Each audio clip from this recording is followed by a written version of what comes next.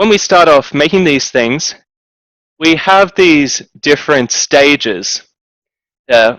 Mainly there's sort of three key stages. We have the initial concept of what is it you're designing for. We then have the big elaboration stage, and this is really what you're going to be doing leading up to the first progressive folio in week 4 is expanding upon it and working out, I have that initial concept, what's required for it, what's all the details that'll be necessary, how can I really hone in and define exactly what the concept is. And then you have the tuning or sort of tweaking stage there.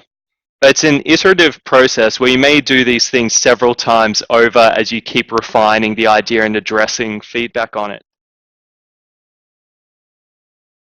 But when we start off coming up with ideas, we tend to start off with concept art. So concept art refers to the initial sort of sketches, those ideas of what would we want to model and produce in the end. Jumping straight into modeling is generally a very bad idea because it means you don't really have a scope or an idea of what will it actually end up as. And the thing is, as you'll learn once we start learning 3D modeling, you tend to get various points of no return when you're modeling where you may get to a certain thing and then go, ooh, but what if I'd done it like this? You realize, hang on, this mesh I've created has been set up in a way that it would require hours and hours and hours of reconstructing it in order to allow it to be capable of doing this new idea I've had here. So you tend to want to plan it early on so you can create your mesh in a way that allows you to put all the features that you planned at the beginning and not realize later on, I don't have enough polygons on the arm to create a watch because I just had the idea of adding a watch to my character and it's not set up in a way that would let me add that.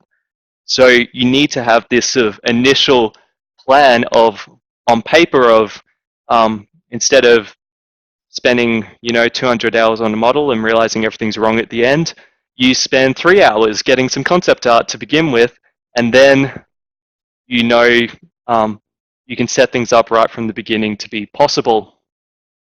Concept art also establishes look and feel of everything before you start producing it, so you can really work out will it be appropriate, and gives you your direction. And so for this, we're not expecting you to be amazing hand-drawn manual artists for this. I know I can't draw to save my life, but what we do want you to do is reference concept art from online to help you build a direction for what you'd like to produce. So during this first module you'll be doing in the practicals, you'll be needing to actually find and reference online material that you think you can use to help direct what you'll produce for your project there, and look from other things that have already been built and sort of take ideas from those, see what works, what doesn't work, what can be combined together to help you create your initial idea.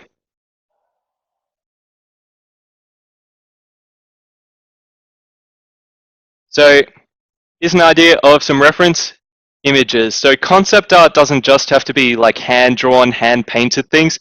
It can be photography. So what concepts do those images give you? What do they make you feel when you look at them? What sort of mood or atmosphere, or what would you expect these to be for?